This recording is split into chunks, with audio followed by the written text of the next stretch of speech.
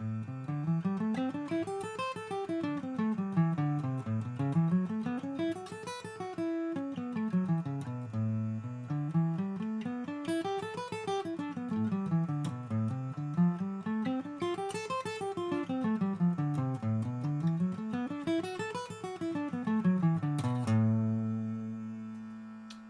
everyone, welcome back to my YouTube channel. My name is John Michael Swift, and this is what I call the isotonic scale exercise. This is the thing I've been doing as I go back to try to improve my chops for doing more recording. I realized I wanted to go back and just work on all my technique on all my instruments. And so I'm going back to scales on guitars, kind of like a simple thing to start with, but I was looking for a way to kind of keep myself interested in it after I've been teaching this stuff for a long time. But this is an exercise I've thought up for a while, but I have not actually done. And recently I've just really been digging into it, really enjoying it. And the basic idea is to take boxes, scale boxes, which many of us already do, but we tend to do them in a grid like this. And then we build them so that we're using the same notes and really staying in the same key as we build them all over the neck. And the idea is to be able to play notes, all in the same scale all over the neck. And if the music you're playing only stays in one scale, that's perfect. Now, what's fun about this is that this forces you to take all the scales and build them on one note. That's why it's called isotonic. It means the same root.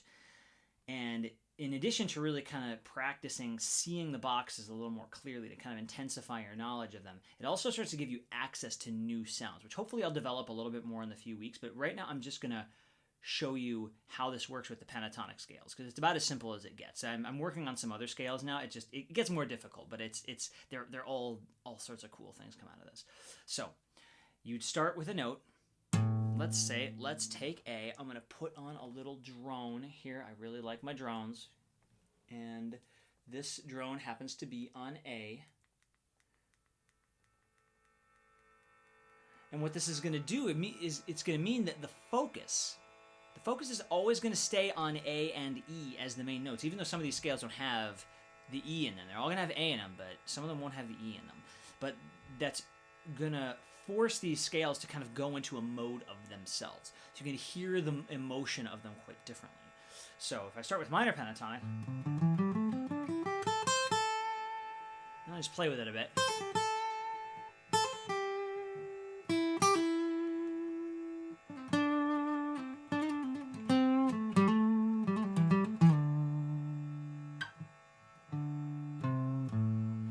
Now, if I switch into my major, I play with that. Again, I'm using blues variations of these right now, but you don't have to. You can use I kind of like to actually focus on the purer variations where you don't use chromatics, because you can get more specific vibes out of them that you can't get out of other scales.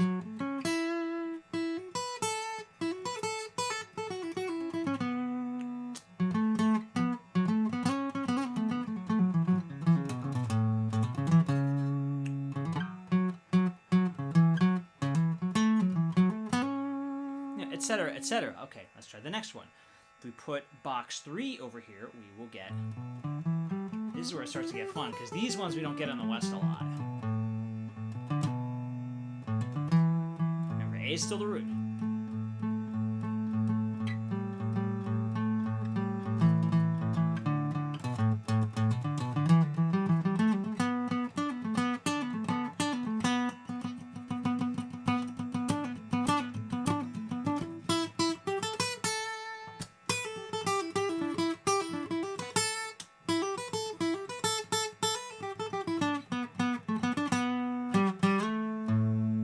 I think this sounds more exotic. It's something simple.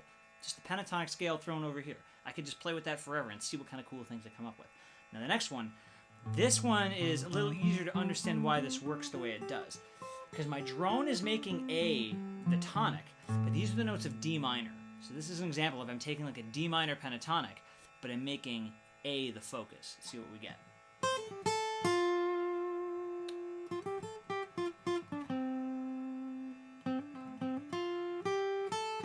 See, a lot of times I don't get notes that I want. I really want to go to that E a lot. So it forces me to do different melodies to see what I can come up with.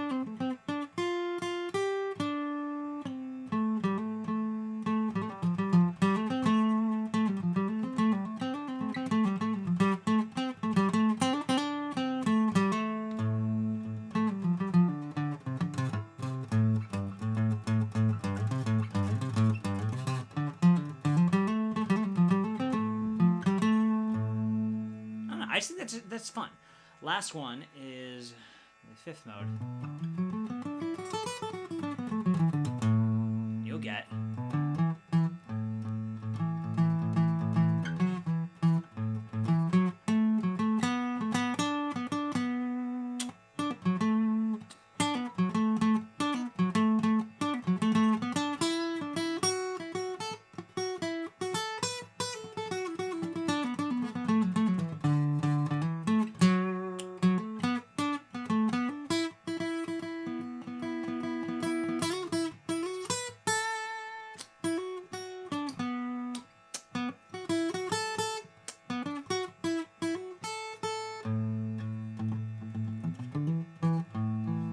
To me, these are just really fun to play with, just over a drone to get a different exotic feel, and then to really just kind of master the technique. What you try to do is you play through the scales, and right here you transition. You try to figure out what finger would transition me from one to the other, and you try to make sure you know the box well enough. That's what's hard at first, because at first you want to use your shape awareness to see if you can picture the shape in the new spot. At first, you probably won't be able to do it. Some of you do it quicker than others, but for me, it took a little bit of practice to be able to do this, even with the pentatonics. But once you can kind of picture each one of those shapes in a new place, in a new context, it helps you with transposing, and it helps you with your shape awareness. So that the idea is that when you're improvising, what you want to happen is you want to just start playing stuff. Your fingers should just start moving, but they should just know where they are.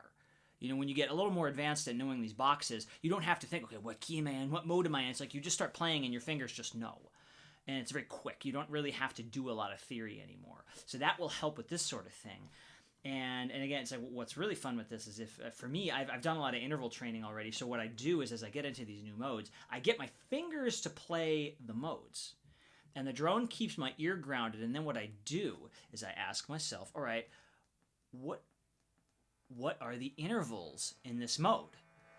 Like, I could probably sit down on a paper and write it out, but listening for it's kind of fun. So if I take that fifth mode here, so I have the major second, here's my root, major second, perfect fourth, perfect fifth. What's it like to just have this kind of perfect fourth, perfect fifth box? Real quick, let me take my drone back to the beginning. Here, drone back to the beginning. Here we go. So if I have second, fourth, fifth, sixth, root again. That riff's kind of fun.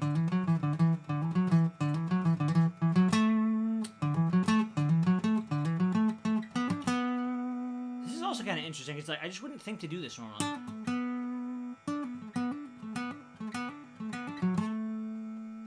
Just the way that phrase had to resolve, it just feels different to me. And so I know having this root second, fourth, fifth, sixth octave, like that's not what I'm used to having. I'm used to having the third in there. I don't have the third in there. What do I do now? Cool stuff comes out of that. So over the next couple of weeks, I am going to keep working on this. I'm already working on this with the melodic minor scale, which is, you get some really spicy scales coming out of that. Definitely is challenging my ear to do those other ones. And so, and to me, that was kind of the whole goal. So over the next couple of weeks, hopefully I'll show you some of the other variations. But even with the pentatonics, this is a really good way to advance your scale technique and to keep it interesting, even when you think, okay, I know how to do this already. Always more there. So thanks for hanging with me through this, and hopefully I'll see you in the next couple of weeks, and hopefully I'll turn this into some cool songs. That's the idea behind the whole thing. So we will see what happens.